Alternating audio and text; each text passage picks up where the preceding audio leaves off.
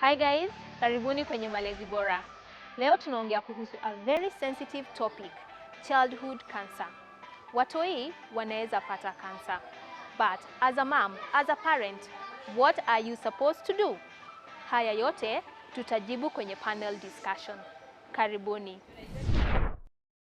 Hello guys, karibuni kwenye Malezi Bora. I'm your host Juliet. Today on set we have a very interactive topic and it's about cancer. I know many moms out there, many parents are in this journey, living or walking a journey with a child with cancer. I know it can take a toll on a parent, but today we are here with moms. They will share their experiences, and also daktari atatuambia how to handle this, especially to avoid it taking a toll on you. So karibuni sana and welcome guys. She's a mom of two. Yeah, and how old? 5 years in November, 7 months tomorrow.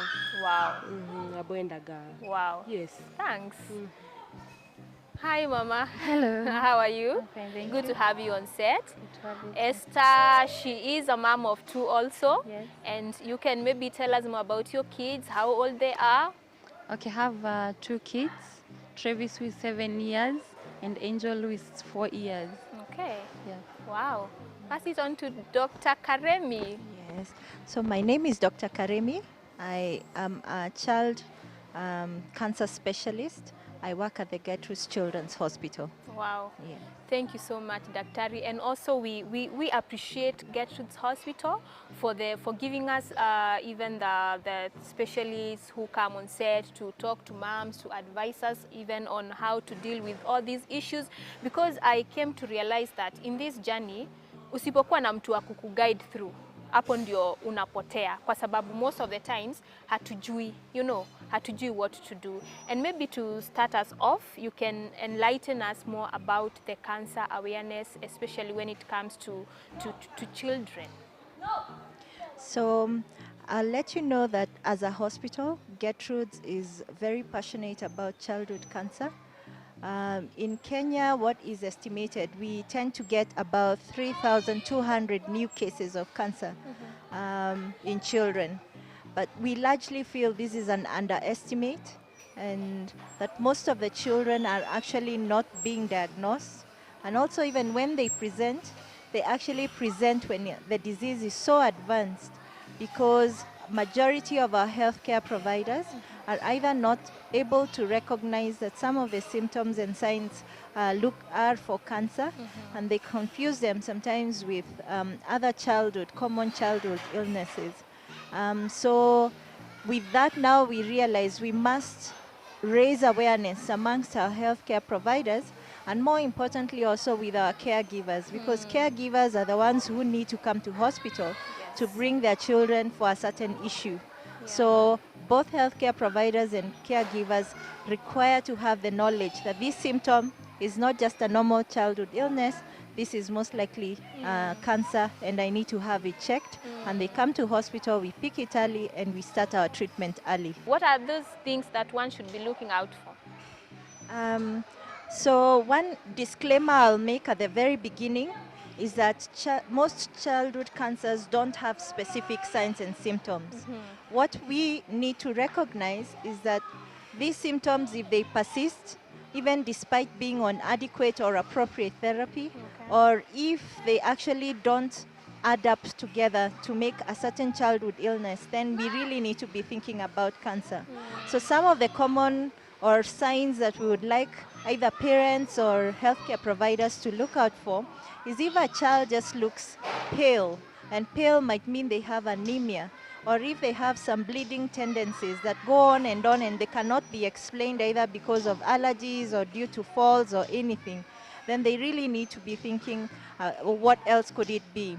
If a child has fever more than 7 days and it's unexplained, and they have been given antibiotics, they're not getting better, then it's best to actually ask what else could it be. Any swelling anywhere in the body, it needs to be looked And most we advise caregivers, usually you can think about the common illnesses, but ask for a review so that if that swelling does not go down and persists or continues to grow despite your treatment, then we need to actually take a biopsy and have it checked out. If there is any swelling in the tummy of the child, this might sometimes be picked up by a parent or actually a caregiver, a healthcare provider as they come to hospital. We need to get some imaging to confirm whether this is really a normal mass. Could be constipation, could be maybe another swelling, but it also could be one of the childhood cancers. Any bone pains or joint pains, I usually say most of the time, even children don't get headaches that often. So when children get headaches that persistent every day, I think we need to be thinking what else could it be going on. It could be a brain tumor.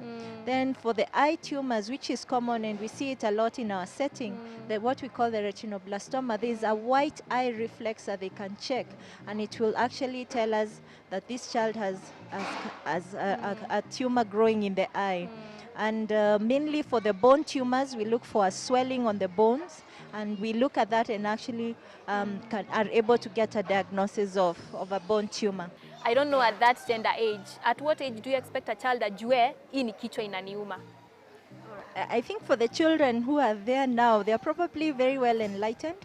But for the younger ones, especially the toddlers and the infants, they may not complain of headache, but what parents will tell you is that my child is abnormally irritable. That's what happens whenever they're in pain, whether it's bone pain or stomach or abdominal pain or they're having headaches, they tend to be irritable and then you pick it out. But at least for the older children, they'll be able to tell their parents that, no, I'm having a headache or my head hurts. So if you listen to the appropriate language, then you can easily tell. And most of the time, the headaches that come with brain tumors tend to occur in the night. Most of the time, they'll wake the child up, and the child will wake up and vomit and sort of feel good and continue with the rest of their day. So over time, if it persists, those are the headaches now we say it could be a brain tumor and they need to have some further investigation so that we either rule in or rule out a brain tumor. Okay. Esther, ningetaka kusikia jani yako ya motherhood imekuwa aje and vile ulikam kulan like mtoi wako akona cancer. Take us through that journey. He was sickly since childhood when he was small, but at some point at around 5 years, he outgrew it. So this year, hatujai enda hosi, from January. He has been okay, he has been in school throughout, but now he started coughing, but this cough couldn't go. So after a month, now it persisted. Then he started having fevers, so that's when I brought him to hospital. Okay. But now I thought it's just tonsillitis because he had swollen lymph nodes. Okay. So when I took him to Gertrude's Pangani, they had to do a test. So they discovered that his white blood cells are so high. So they had to admit us and they brought us here. We were admitted on a Thursday and he was started on antibiotics. Okay. And he was responding so well.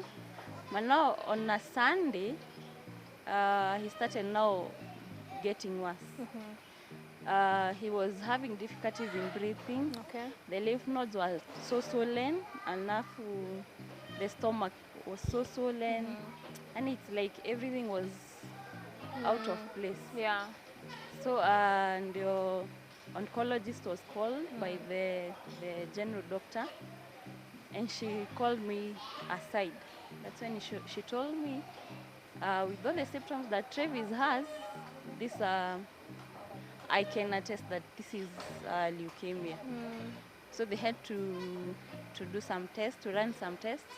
Then because he was having difficulties in breathing, he was taken to the HDU. They sent some blood tests to India to confirm which type of leukemia it was. Okay. Yeah. What was going through your mind? How, I don't know how well to phrase this question, but what was going through your mind? Doctor here can tell you, it was really, really hard I was mad at everyone. I didn't even want to see her. I didn't want to see any doctor. I just You didn't want to see Yeah, Daktari? Dr. Karimi, because she was the one who gave me the bad news, and I thought she was wrong. Me, I was in denial throughout. I was in denial for around 2 weeks. Oh. For around 2 weeks. They even started chemo, but for me, those chemo, I just said, those are Panadols they are giving, that's not chemo. I was in total denial, but after meeting more parents who had gone through this journey, now it started sinking, and they had to accept. I realized they just have to accept so that my baby can get treatment. Yeah. Wow. What about you, Mama Orba? How has your journey been, and ile time yenye ulikuwa in that journey, you know, uko na mtoto, you okay and everything seems okay, then all of a sudden unaenda hosi alafu unaambiwa mtoi wako ako na cancer. How was that? Okay. For me, when I got to the hospital for the first time, what took me to hospital was paleness. He looked pale and I didn't want just to guess and sit there. So I said, I'll lose nothing if I take this kid to be checked, but I'll have a lot of blaming to do nikikaa na huyu mtoto na ni mgonjwa. So the first diagnosis I got was severe anemia. So I was like, no, I'm not getting admitted for severe anemia. So the same day I decided to seek a second medical opinion. With the same results for severe anemia, the recipient doctor, alikuwa ananiangalia anatingisha kichwa. I got so worried. Then I had to ask her, Doc, what is it? Then she was just there and telling me, Mama, there's something we are suspecting, but Doc will talk to you in the morning. So I slept. The following day, the doctor came doing his rounds. Kaniambia, Mom, there's something we are suspecting, and we need to carry out some tests at Lancet. Kaniambia, go ahead. So it was scheduled for the following day, but no, it was not at Gertrude's by then. So the biopsy was done. But by the time it came back, it was 5 days. We had to wait for 5 days for the results to come back. I'd already accepted. Nikasema it's okay. Let me concentrate on other things. But I was just still waiting kusikia whether I'll be proven wrong. So you were also suspecting? I was not suspecting. You knew? I always think of worst case scenarios. So I just said it's okay. If a doctor says, they might be wrong, yes, but in most cases the doctors are always right. Wakisuspect na unaona umepatiwa KDX ya severe anemia, mwingine anaangalia na anasema hapa. So instead of dwelling on the past, when the results came, I accepted and sat down with the doctor. We discussed a few issues here and there. Akani refer to somewhere I could get chemo because where I was, I wange offer chemo. Okay. So the first thing I did was accepting. Now I stopped blaming God and asking so many questions that would lead me nowhere. Na nikaanza treatment immediately. Yes. But unfortunately, during that time, the hospitals were crowded. Okay. Kulikuwa na strike. That was 2017 February. There was a countrywide strike that had lasted like forever. So the hospitals were really packed. So that is how I started my journey. And Daktari, maybe you can shed more light on, maybe now you as a specialist, you've dealt with these cases mara mingi sana, day in, day out. How are you dealing with, you see, the parent is there, munamwambiaje, because you know it's heartbreaking. So how are you dealing with the parents who come and those are the outcome? So one thing is to always acknowledge that cancer is actually a very devastating disease. And majority of the images we have in our setting is that cancer equals death. So when I am breaking, and there's something we call breaking bad news, and that is usually the day I call day one. It's the day one of my treatment. So initially a child comes in and you're suspecting they could be having cancer.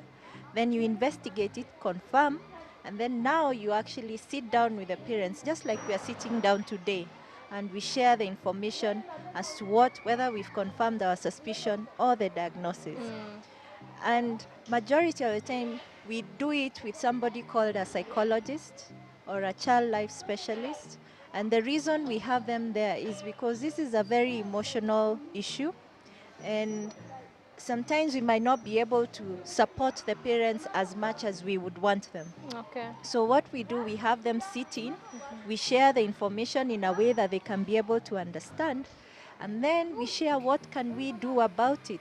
Because it's okay to tell a parent that yes, your child has cancer, but is there something you can do? And I always say there's something we can do for every child. Maybe Esther, unaweza share na sisi, utuambie, how was that received by, I know there is that other circle, your family, your friends, how was that received? Have they been supportive? Ama sasa ulibaki kwa world yako wewe peke yako uko tu hapo? Okay, sasa hapo ndio I really thank God, because all our friends, colleagues, clients, like everybody who knows us, they just came together. People came, they prayed for us. Someone just come and just hug you, and that relieves everything. People are supporting us financially. They just want to see Travis well. The support is just overwhelming, and it gives us the energy to keep moving. Okay. Yeah. What about Mama Oddbat? So how has this the support system been on your side? The journey has been, I wouldn't say smooth, but His grace has been sufficient. Just like Esther, Mama Travis has said, the support group, the immediate family is the most important. Yes. So when we got this news, the immediate family came together. Unaencouragewa, akina shoshu wanapiga, usijali, itapita tu, it's just a cloud. Shoshu just says that, then you find yourself moving. But again, another thing, I gained a lot of friends, people I've never met up to today. Okay. Countrywide, I've made so many friends who call and just want to find out about Obat. Wow. You are not planning, you never saw yourself having friends from the other parts of the country, having lived in Nairobi for almost the whole of my life. Now I have friends all over, friends ambao sijai meet, they just call and want to find out about this boy. Our colleagues at work want to support. Yani people have now changed their mindset about cancer. Hapo kitambo kidogo, doc can tell you, ulikuwa unapointiwa, ole ako na cancer. They talk in harsh tones, but at least now people are opening up. Tunaona watu wana embrace, people have started accepting, and it becomes a bit positive, and inakupatia hata we energy ya kulive the next life, because you need not kufungia mtoto kwa nyumba, mtoto anaweza toka nje acheze na wengine. Yeah.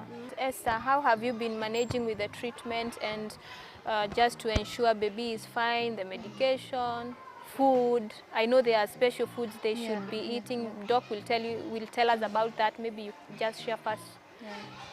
Okay, for us it's been surviving with fundraising. Our friends came together,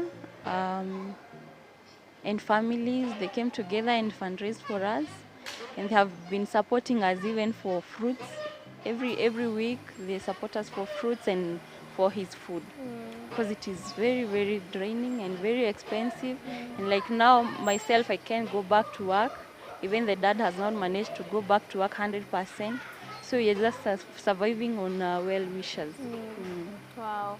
Dr. Karemi, kindly share with us maybe the kind of foods, the care each and every mom should know how to look after the babies who are in this journey of cancer, ndio at least pia moms pale nyumbani waweze kujua maybe kuna kitu hawajaambiwa mahali, and it's important for them to know that this is what is expected of me. up to now, for childhood cancer, we don't have any associations with lifestyle. That means even nutrition, nothing has really been blamed for to be a cause of childhood cancer. So childhood cancer then does not become amenable to screening, and it requires that then now we detect it early. Now, when your child has actually been diagnosed to have cancer, it's actually a lifestyle change for the whole family. These parents will tell you immediately we made that diagnosis and we started treatment, we had to actually sit with them and tell them what are the do's and the don'ts. Because you notice these children are getting chemotherapy and their immune system is actually very down. So in terms of infection control, we have to hammer it in, because then they get sick and we cannot be able to continue with treatment. And whenever we are delaying therapy, that means we are increasing the chances our treatment will not work. So we talk about washing your hands, and people don't understand the importance of really hand hygiene. Okay. Wash your hands, or when your hands are not visibly soiled, use your hand sanitizers. Whenever the child is around crowded places, they should wear a mask. And if a parent or any caregiver has an illness like a cold, we tell them probably either wear a mask whenever you're dealing with a child, or at least don't minimize your interaction with them. Then we also talk about the food. Nutrition is very key, and I always sing this song that if our children are actually not well nourished, or if we give them chemotherapy or we give them treatment and their nutrition goes down, they will surely get all the side effects of chemotherapy. So supporting them nutritionally is very important, and that is not difficult, because then I'm asked, what foods should we now start eating? And I say a healthy diet is what we require. Because of some treatments, some children will get sort of averse to certain foods. They will be craving for certain foods that maybe are not very healthy. They will probably also have sores in their mouth and they cannot chew. They cannot swallow appropriately. So mouth care is something we talk about with all the parents, that they must brush their teeth and they must make sure that at least they do a gargle with some salty water or some mouthwash, so that the child is able to feed. And when they're not able to feed, then we actually support them by either fixing a tube where we give the food, or we give them other feeds that are more calorie dense and protein dense, so that we are able to maintain nutrition. Wow. Last words as an encouragement to other moms out there, just to tell them that this journey, one can walk through it and it's very much possible. I will end by saying that childhood cancer is 80% curable, and 80% is actually an average when we put all of them together. There are certain cancers in children now we have almost reached at 98% cure. But that, if you see, is data from the Western world. When we actually come to our setting, it is not as good as we say it, because of the late presentation, the misdiagnosis, the time that actually it's very financially difficult to actually have your child treated for cancer. But hopefully, if we have children, we are detecting them early, we can change that story and we can also get to that 80%. So we encourage our parents, please, all those signs that we have told you about what would look like cancer, make sure you seek healthcare early. For healthcare providers, please have a high index of suspicion when things don't go the way you're thinking they should. Make sure you're having, and if you can't, refer to a center where a child can be investigated appropriately. And then when you have, we have the medication, we have the drugs, and we can cure a lot of these children. And these parents here who have children who've been through that journey are testimony enough that childhood cancer doesn't have to be a death sentence. We can win this war. Wow. Esther, your last words and encouragement to other moms? Okay, what I can tell them, other moms, is that diagnosis with cancer is not a death sentence. Just seek medical attention and adhere to the doctor's guidelines and nutrition and infection control. That's it. Wow. And also trust in God. Wow. Yeah, prayer is the key. Wow. Yeah. And to you, Mama Otpat? there's a matter I'm used to. I always tell moms, over-the-counter medicine, no, I don't advocate for them. Yes. If a child has a fever, don't do paracetamol. Just take there's always a reason why that kid has a fever. Wow. Fevers don't come from anywhere. There's a reason. So take that kid to a medical practitioner. Aangaliwe, uambiwe. So these issues are, nitampatia paracetamol. No, we should stop that. And again, at this age and era, surely, some things, we are not in the Stone Age. Wow. Doctors are all over. We don't have a shortage for doctors. Wow. Another thing I'd want to tell parents out there, the general public, cancer is curable if detected early. If you go through all your medication and treatment properly without skipping and delaying, it is curable. Yes. Thank you so much. Yes. Thank you so much for having the conversation with us, Dr. Karemi. Tumeshukuru sana sana for shedding light on this issue. And to Esther and Mama Albert, it's brave of you to even come out to talk and to share and also encourage other moms out there. I know you have been an inspiration to many, many, many moms out there. Asanteni sana. Asanteni sana for watching. Coming up next is Mom's Story of the Day.